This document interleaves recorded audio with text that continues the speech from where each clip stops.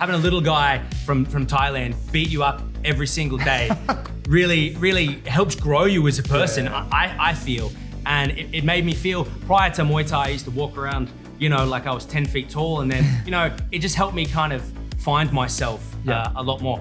I think martial arts, the right martial arts, everybody should do. Yeah, It changed my life completely for the better. Every single day I experience it. Today, I have a special guest. Today, we get the chance to have a good friend of mine all the way from Australia, Michael Cremin, former pro fighter and also coach in Australia, and he's coached in Thailand. He's gonna be breaking down some of the secrets of Australian Muay Thai and telling us all about his style of Muay Thai. What makes Australia so different from the United States when it comes to Muay Thai?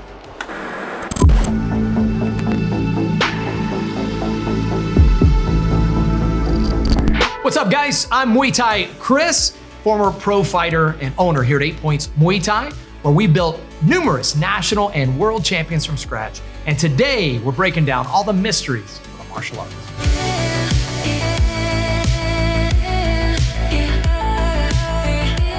So, Michael, tell us the story a little bit about how we met. I think it's a funny story. It was I think back in the day, I was doing some stuff for Muay Thai guy, Sean Fagan, doing some videos for him, right? I saw some of those. I saw his videos, saw your videos on his channel a long time ago. And then I'd probably 10 years had gone by and I'd kind of forgotten. And then I come here to visit my wife when I can. Yeah. And obviously I love Muay Thai. I love the community. And I Googled what was close and I saw 8 Points Muay Thai and I was like, oh, that's familiar. And then I hopped on the website and I was like, I remember this guy's face. So I'm like, okay, cool. So I sent you a message and then, this is my second time here. Oh man. And it feels like he's been here forever. And that's the thing about real always recognizes real. When you have Muay Thai or any martial art is a language that transcends culture.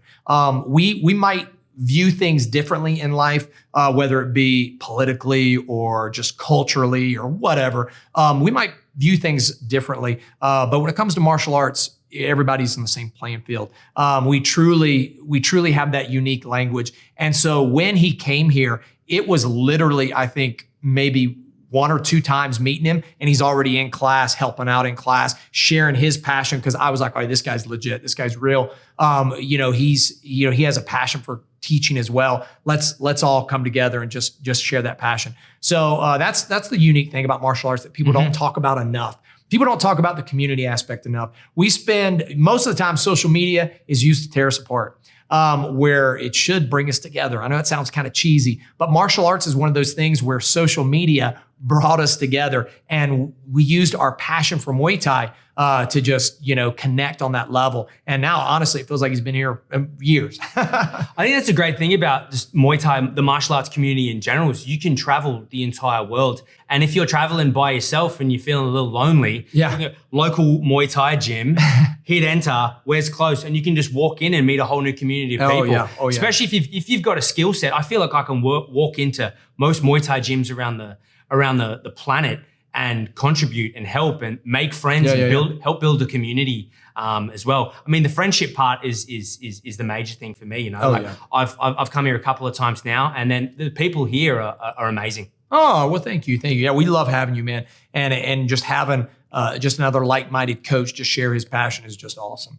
All right, Michael, go ahead and tell us a little bit about your background, how you got into Muay Thai, all that kind of stuff. Just tell us, who is Michael? Great question. I started Muay Thai in Thailand. Oh, nice. I wanted to learn how to fight, so I booked a one-way ticket. Well, I did come back 3 months later, but and I fell in love. I didn't really know what it was really about. I just wanted to learn how to defend myself. Yeah. Took the trip to Thailand, and I fell in love. 16 years later, short little amateur career, a nice little professional career, and now doing what I do. What I love doing the most is teaching. I love coaching. Awesome. You know what? That's amazing to hear you say that, because So many fighters talk about their golden era. They talk about their golden days when they were fighting and all their world champions, all that kind of stuff. We had to do that to be where we're at now and to be respected. But I'm in my golden era now. Being a coach and building the next generation and building world champions and showing people the passion for Muay Thai is truly what Muay Thai Chris is all about, and 8 Points Muay Thai. So to hear another high-level coach talk about that's really, the fighting career was his vehicle to do what he's really doing now, which is changing people's lives through Muay Thai. That's just awesome to hear another great coach talk about that. I think it's really important to have stepped in the ring in order to teach this. 100%. I feel like I've done it all. I've won at a high level. I've also lost at a high level. I feel like every time that my guys or girls look in my eyes, they can trust exactly what I'm saying because I've been in that position before. Oh man, heck yeah. I wouldn't feel comfortable teaching if, between rounds, I'm looking at my fighter, I'm giving them advice, and I have never even been in their shoes before. Oh, 100%. That is one of the biggest things that makes real gyms run by real champions. It makes a difference, especially when you're in a tough fight. When you're in the tough fights and every minute counts, and that fighter is tired. They're in their mind. They're, might be thinking about quitting, and they know it's tough and they want to push forward. And when we're coaching, we're like, hey, I need you to kick. You go out there this next round. I need more body kicks. I need you to kick. They trust what we say because we've been there. Just like you said, I've been at the highest mountain, feeling that adrenaline from winning. And then I've been backstage after getting my butt kicked in front of 1,000 people, being backstage after you get your butt kicked. There's just no lower low than that. And so it's really cool to have another coach that shares that because that truly, I think, is what makes real coaches different is when they have that fighting experience. Couldn't agree more.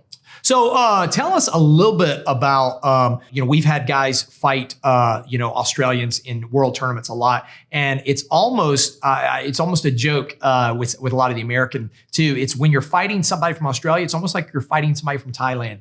Australia is very similar to how some of the Thais fight. It's almost like identical. Australia just is a mecca for Muay Thai, and it's been for a long time. Some of my favorite fighters coming up in my fight career, Nathan Corbett, John Wayne Parr, those guys, I really, really liked watching Nathan Corbett train back in the day, and just their passion and their intensity. They were all from Australia. So it's really neat to see just that high level of Muay Thai. So what do you think makes Australia so good at Muay Thai and one of like the meccas for Muay Thai here in the world besides Thailand? I think it's proximity to Thailand, access to Thailand. Yeah. I think Australian culture plays a pretty large role in that. Australians have a pretty big culture of traveling. Yeah. Putting a pin in their life. Like I've taken 2 years off of my life essentially to go to Thailand and train. I know countless people that have made the trip to Thailand, gone over there, and then some haven't come back. Yeah. When you go to Thailand, no matter what, in the camps I've stayed in when I've been to Thailand, there was always 4 or 5 Australians, a couple New Zealanders. We're everywhere, mate. Yeah, you're everywhere. And so they were like, I have no plans to go back. I'm just hanging out here. So it's definitely they're all over when you go to Thailand. I think the other thing is Thais coming to Australia. Mm-hmm. We are very lucky that many high-level Thais come to Australia. There are a lot of Thai-owned gyms in Australia, especially in Sydney. But I mean, some of the names that we've got living in Sydney and training in Sydney at the moment, we have Rodlek, who's top Thai, still fighting. Yeah. We have Sorgraw from Pet Yindi Academy, who is multiple Lumpini Stadium champion. Yeah. But also most gyms if they're lucky, have a Thai living in them, teaching at them. There are some gyms that have multiple Thais that teach at those gyms, and getting that knowledge from Thailand over to Australia is something that's constantly happening and helping evolve the sport in Australia 100%. Yeah, I would agree with that. I would 100% agree with that. Whereas one thing you have in Australia that you don't have here. We have it in the Brazilian Jiu-Jitsu world here, but not so much the Muay Thai world, unfortunately. You have checks and balances. In Australia, very rarely, correct me if I'm wrong, but very rarely do you have somebody with no legitimate experience able to open a successful gym. Here in the United States, it's on every corner. It's sad to see just some dude, talking about like, I'm 20-0, but you can't find anything about him and everything's mysterious, or there's some kind of like, there's no video footage, this and that. Look, I fought back in the 90s and early 2000s, and you can still find stuff with me. So when somebody hands you that, it's a line of crap. So it's, just really neat that the culture is different than the United States, whereas the United States really just people eat it up. It's like you cannot have any legit experience in Muay Thai and run a striking program. I can't tell you how many of those gyms are here in North Carolina. Mm-hmm. And so it's really, makes us appear head and shoulders above the rest. But at the end of the day, it's sad that so many people get duped. Not knocking MMA, not knocking MMA gyms, but at the end of the day, there's just not that pedigree that in Australia you couldn't get away with. There's no way somebody who didn't have legitimate experience in Muay Thai could open and run a Muay Thai gym in Australia, correct? I completely agree. I think the other factor is I think Australia's done a bit of a better job at filtering like traditional martial arts out of the country. They're still around, but very, very, very lightly. You don't see an Aikido. And by traditional martial arts, I know we've talked about this off camera, but with traditional martial arts, you're talking about the Taekwondo schools, the Aikido. Bullshido gyms, the karate, that kind of stuff. Yeah. Whereas again, there are legitimate karate stylists that are, you're not going to tell Stephen Thompson that he doesn't know what he's doing. All right. I know Stephen and Ray personally, they're amazing representation of karate. But at the end of the day, for every one Stephen Thompson and Ray Thompson in the United States, you have 50, Bubba Joes who's teaching, the secret death touch. So it's just sad here. So you're saying in Australia, you don't have a lot of Taekwondo gyms. You don't have a lot of cookie cutter gyms like that, correct? Not anymore. I think back in the 90s and early 2000s, they were around. And then, the UFC was a great filter for martial arts. And it filtered out a lot of those businesses, and a lot of people just, drift to mixed martial arts, jiu-jitsu, Muay Thai, boxing, wrestling, the things that truly have can be tested, and they can be tested. Yeah, that is the big thing. You can't test, which is it's another thing too. I try to tell people, and just hey, leave it in the comments if you have a secret death touch that you can practice. But the reason why stuff like Krav Maga and some of these self-defense martial arts are, in my opinion, just like complete trash is I can't practice ripping your throat out. I can't practice shoving your nose bone into your skull or some kind of ridiculous thing that they say, but I can practice kneeing you. I can practice clinching you. I can practice elbows. I can practice kicks, knees, all that kind of stuff. So when I get in that situation, same thing with Brazilian Jiu-Jitsu. That's why Brazilian Jiu-Jitsu is so effective. I can practice. I can pretty much roll 100% with somebody and not get injured. Where if me and you were ripping each other's throats out, come on, it might not be a good day for us. Well, that's really interesting to see.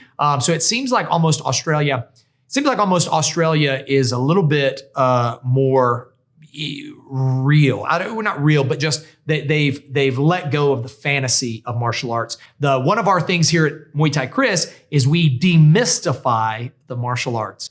We talk about the real nuts and bolts, the real meat and potatoes, as you will, of martial arts. And it seems like Australia is doing that as just part of your culture, correct? Yeah. We want to find out what works, and Muay Thai works. That's true. That's 100% true. So now that we talk about what works, and we're talking about Australia, this is something I really want to get into before we get into actual coaching philosophies and just chatting about that. So we see it more here in the United States, again, because we still have that fantasy world.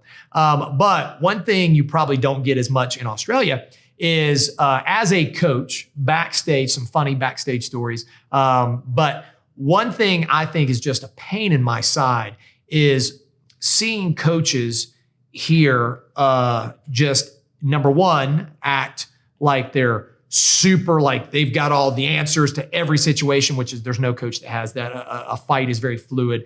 You have to teach principles.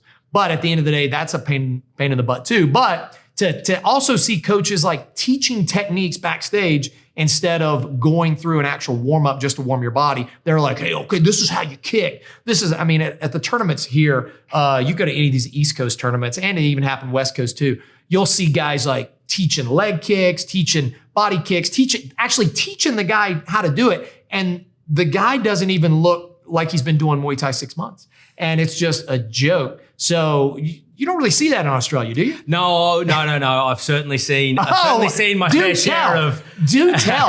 Let's just have a hairdresser moment today. Do tell. I think it's probably a commonality, the whole sport. Yeah. I think there's nothing that frustrates me more on someone, gassing someone out on the pads right out the back beforehand. I know. Teaching a new technique. This is going to be what wins your fight. Yeah. And he's learning it or she's learning it right out the back. But Steven Seagal, he did teach Machida the front kick. Right? I have heard this. Right? I heard he did it. I heard he taught Anderson Silva as well. Oh, yes.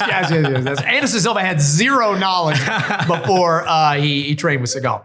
That's crazy. So speaking of backstage stories, do you have any funny backstage stories from when you were fighting, maybe like in Thailand or Australia or wherever? Any kind of funny things that were just like, man, and that you could that we could laugh with you and not at you? Yeah, I probably like my 9th or 10th fight I had in Thailand. In Thailand, you fight on the same card as little kids. They can be up to 5, 6 years old, and they match them up against each other. And I remember there was a kid fighting just before me, and I was ready to go out. I had my gloves on, my Moncol ready to go, and I'm waiting for him to walk out. And I had a thought to myself. I was like, okay, if this 6, 7-year-old kid can do it, I can do this. Like he's probably done it 50 more times than I have anyway. So if he can do it, I can do it. And just before he went to go walk out, he beelined to the trash can, threw up in the trash can, and lined back up to fight. And I was like, I'm going to die tonight. Yeah, man. That's funny that you mentioned that, because people from the outside, if you've never fought or you've never been in the ring, that's why it's so important to have a coach that has real experience, because they can talk you through some of this. People forget that you're human. You're human. You're not this superhero that's up there. You're a human that's passionate about martial arts. And I've had fights where I've been backstage looking at the ring and I was like, I don't even want to be here. I don't want to be here. I can't wait till this is over so I can have some pizza. I've had those thoughts. And what's cool about fighting is learning to overcome those things, because you're going to have those thoughts in your head. I don't care how good you think you are. Even the top guys, they might on social media, they might talk about how big and bad you are, but you're human. So, you got a tough fight coming up. You got something, there'll be times you might not want to be there. And it's about learning to overcome that and learning. That's what I love about Muay Thai. Like you said earlier, Muay Thai truly saved your life. And I think all of us in martial arts can say that. Cause I know, I don't know where I would be if God hadn't allowed Muay Thai into my life and to be able to use it in such a passionate way and for a positive influence. But yeah, there's times that I've been backstage and I'm like, oh man, this guy's a lot bigger in person than I thought. And then you get out there and the first round goes and you start cracking some kicks, all that goes away. You start chilling. But man, that walk to the ring, or even when you're in the ring and you feel your feet on the ring and you're just like, man, what am I doing?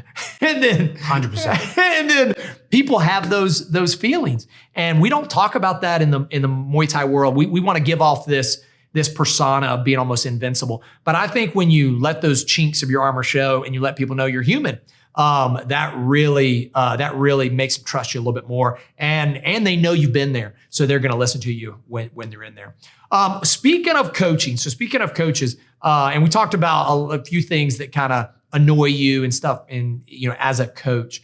So I want to kind of touch on it, because you might not see this in Australia. Now we'll let you pick on the United States a little bit, because I got some things that frustrates me.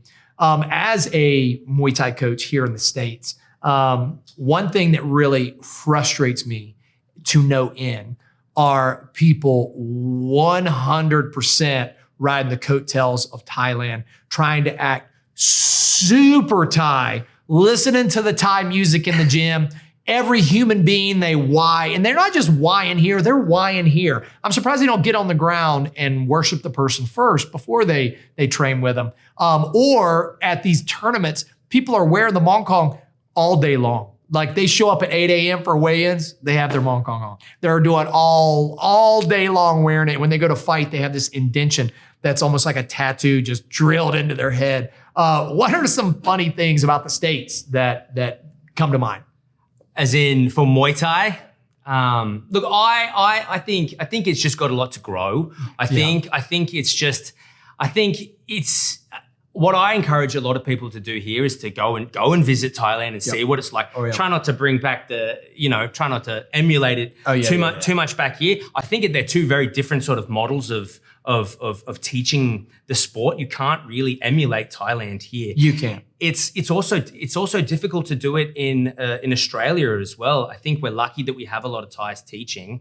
But if you go to Thailand, you're getting pad work with a Thai trainer every single time.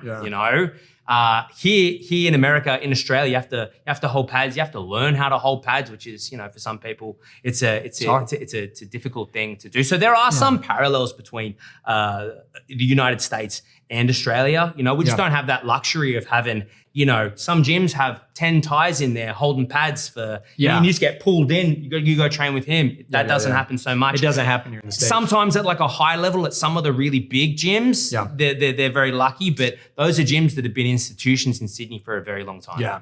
So that's interesting. You talked about that point because teaching style in the States and even Australia can get away with it more because you guys have more ties. The United States, we 100% can't do it like they do in Thailand. And what many people out there don't believe, and don't hate me, Thailand, most Thais suck at teaching, especially if you are a new Lumpini champion or you just retired from fighting and you're a new coach. Those are the worst pad holders, the ripped up kid. You want the fat pad holder smoking in the corner. He's been a pad holder for 30 years. He hates his life. And he very good chance that he doesn't have any retirement plan. So he's just fighting for his life, holding pads every day, doing privates. That's the pad holder you want because he knows how to catch that pad, almost like a ball, catching a ball in a glove. I mean, it's just perfect. But in Thailand, it's really interesting. You said that you don't hold pads for people. That's what people don't understand. You don't go to Thailand and hold pads. I don't want hold pads for him. He doesn't hold pads for me. You get a good trainer holding pads for you. Where in the States, we don't have that luxury. So one thing we do here at 8 Points is we actually have a system that we teach people how to hold pads. Just like I'm sure you did at your gyms and that kind of stuff. And a lot of Americans, they try almost to be too Thai, not realizing that our culture and our way of life, we don't do that. We don't have 8 hours a day to live in a gym. You're not training 3 hours in the morning, going on a break, training 3-4 hours at night. We don't have that. So we have maybe an hour and a half class or maybe 2 hours a day if you train in the morning, train at night. So we have to pack in a lot of teaching into a small amount of time. So learning systems and learning how to hold pads and teach, I think that's a valuable asset, especially here in the States. What do you think? What do you think? Learning in systems? I 100% agree. Yeah, I think the way that we teach a lot back home is a lot of drilling.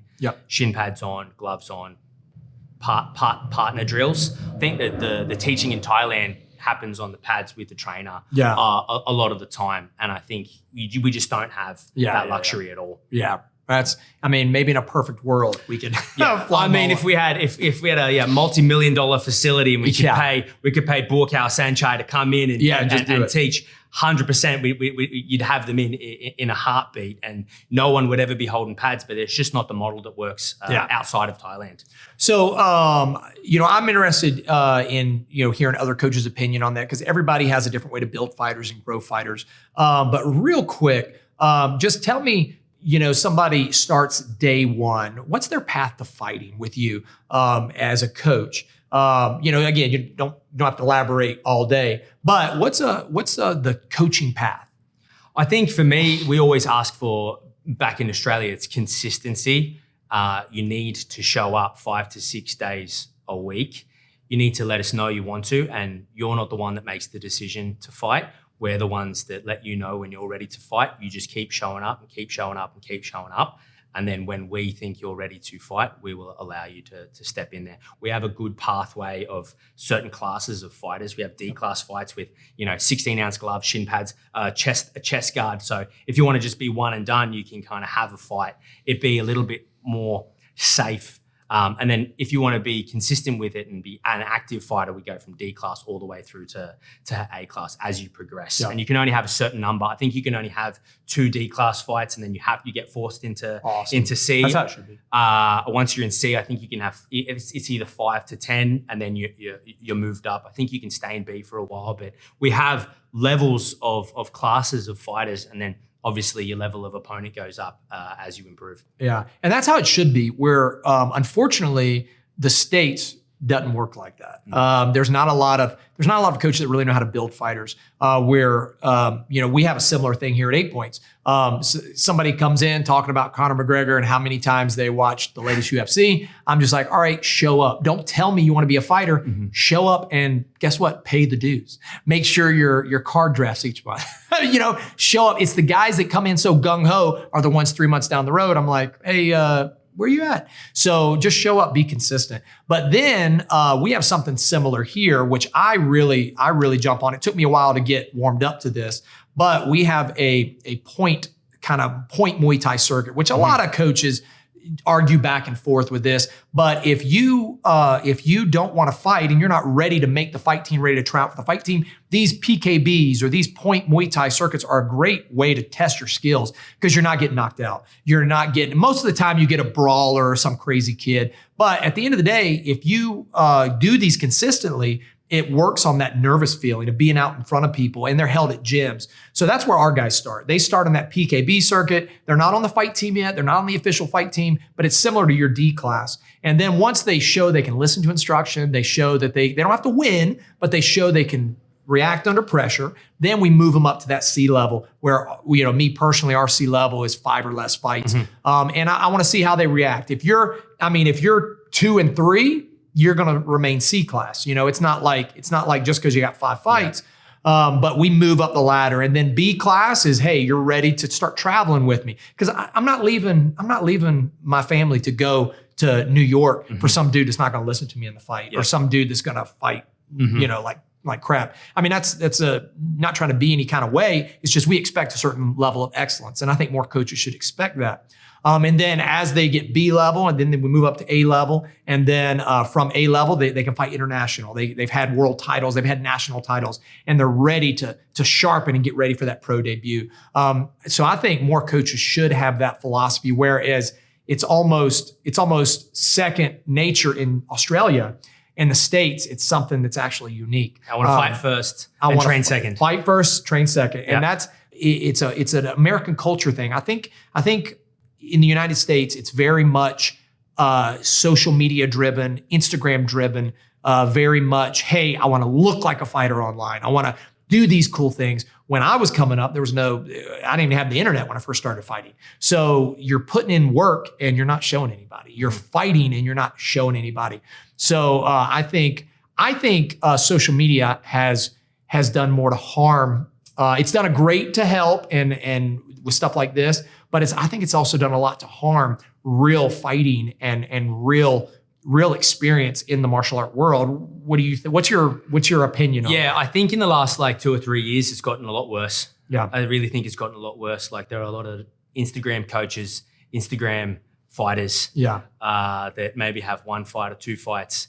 And they're teaching techniques, and they also got no idea what they're doing at the same time. Yeah, 100%. They're trying to look cool first, and I think they're trying to style on a lot of people. Here's a highlight video of me sparring. Yeah. I could never fathom the idea of posting a sparring video of me cracking my sparring partner. Oh, 100%. Because that sparring partner's not going to want to train with you again. 100%. Because you're using them for hits. Mm-hmm. That happens a lot too. Well, in the sparring thing, because I have to talk about this is a highly debated topic. I know your philosophy on sparring is very similar to mine. That's why I'm bringing it up. But too many people in the States view sparring as competition and as a fight. Whereas here at 8 Points, sparring is is your preparation for the fight. Sparring isn't about winning every round. It's about building the right reactions and the right techniques. So that way in the fight, if somebody kicks, I check, fire right back. I'm building those right reactions. And if I'm trying to hit him 100% and he's hitting me 100%, we're not getting anything done. You want both people to learn. It should be a marriage. It should be both people learning and growing. And I think that's something Australia as a whole does amazing because they have a very tight culture. I think a lot of people in Australia spar very technical. I mean, you have your people you like to crack a little bit with. We even have people in the gym that know each other and they're doing a little harder. But at the end of the day, sparring's about timing and technique. And a lot of times here in the States, people want to go hard and post their sparring videos. And then you're like, hey, dude, let's fight. Let's get you in the ring. Like, old football injury or this or that. So they just want to do that. But I think Australia as a whole has that Thai culture and Thai philosophy where sparring in Australia in most gyms are very technical and timing based. I think if my philosophy is if you're not preparing for a fight, you shouldn't be sparring hard. So, and most people aren't there to fight. Yeah. You would say, 10% of a gym usually ends up fighting, maybe 20% if you got a good program. I think, this sport also takes a toll later on in life. If you're sparring hard 3 times a week and you're never even going to be a fighter, all you're doing is just damaging your brain over and over and over again. And what does life look like later on for you? Yeah. That's what I'm most big on. I didn't have that so much when I was fighting back in Australia. It used to be a little bit more of a kind of kill each other mentality. And I'm sitting here talking like I'm preaching to the choir. Like I'm like back in the day, there's a few guys that remember me from back when I was fighting. Dude, if you sparred with me back in the day, you didn't walk for 2 days because I was a huge leg kicker. And I was like, whack, whack. I mean, it was not that I was being a jerk. I was like excited and intense for the fight. So as coaches, we say, do as we say, not as we do. 100%. But I think sparring is a very hot debated topic because you have everybody trying to focus on winning. Even if you're going a little harder, it should be about timing, reaction, technique. There's that fine line. And I think all too often, especially here in the States, all too often we get the MMA type mentality where it's just kill, and you're not getting any better. And a lot of times, if I'm always going hard, I create a fear reaction, and especially new people. I'm scared that he's going to hurt me. So I'm not going to feel free to try my new techniques. I'm only going to do what I'm good at. 100%. And you're only going to do what you're good at. 100%. So we never grow or we never learn. Yeah. And I want my guys to grow and learn. And I think that's one thing that's helped 8 Points have as a whole such a high winning percentage.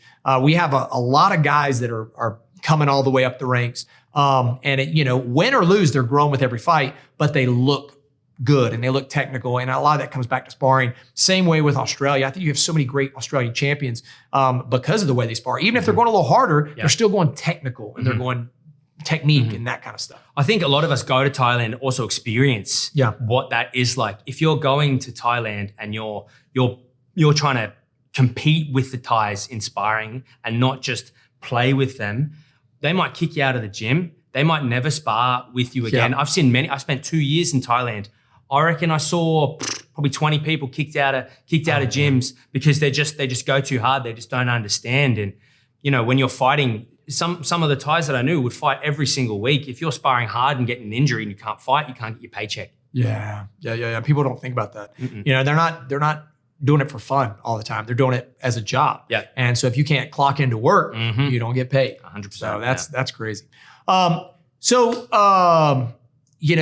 As we kind of wrap things up and kind of talk about some of the things here, what's some of your philosophies with just in general, some of your philosophies from Muay Thai that you take into your personal life, or some ways Muay Thai has helped you in just your everyday life? And not to be cheesy, but both of us are martial artists. And that's more than just fighting. And I know you understand that. So what's some things that Muay Thai has taught you that you use in your everyday life that you're able to, that you want to pass on as a coach to your guys, whether they fight or not? I think like a level of confidence that you can walk around with all the time, and there is like a level of sort of safety that it kind of provides to you.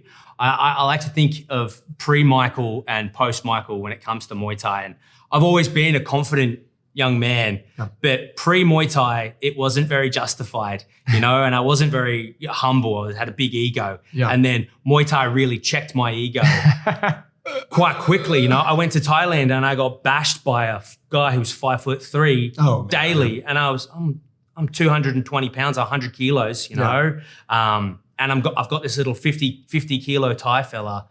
Yeah, I think it did great things for my ego. Having a little guy from Thailand beat you up every single day really helps grow you as a person. I feel, and it made me feel. Prior to Muay Thai, I used to walk around, like I was 10 feet tall, and then it just helped me kind of find myself a lot more. I think martial arts, the right martial arts, everybody should do. It changed my life completely for the better.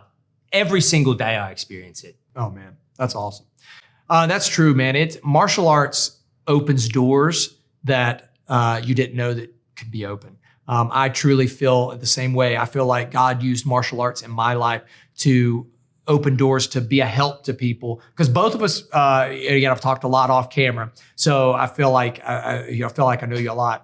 And you have that same passion where it's not just about the fighting. It's not just about the great, staying in shape, all that kind of stuff. It's about, you want to pass it down to the next generation. You have that passion for teaching, that passion for coaching, that passion to help somebody, find a better life, better their life through the martial arts. And I just feel like that's just what it's all about. It's not about, at the end of the day, it's not about the wins, not about the losses. It's about, learning to do hard things. Learning to do, you can react under pressure and, hey, I can do this. And then you start doing more hard things in life. Whether in Muay Thai, you're like, man, I got through 5 rounds today hard with Michael. Michael was killing me. I got through it. Then you're like, hey, my boss is being a jerk to me. I can get through this day. Or I can do this or whatever. I mean, you really do it. And Brazilian Jiu-Jitsu does the same thing. Martial arts that train for realism, all those give you the same thing. So whatever martial art you're in, definitely get out. Train, find a good martial art, find a coach that's legitimate, find a coach that knows what he's talking about, and a coach that cares about your success. Because you know what, if they're caring about their ego, it's going to be a rough ride for you. Crew Michael, thank you so much for coming out today, man. Anything you want to say at the end here, or anybody you want to thank, any of that kind of stuff? Nah, nothing from me. Follow my Instagram, mcremin92. And he's going to be posting some amazing content on there as well. Again, guys, thanks for hanging out with us today. Learn a little bit about Australian Muay Thai, what makes Australian Muay Thai different than some of the other places around here in the world. Don't forget to like and subscribe and leave us a comment. What do you think? What do you think about Australia, Muay Thai, or martial arts? How has martial arts changed your life? Let us know, and we'll see you guys again on another amazing episode of Muay Thai Chris.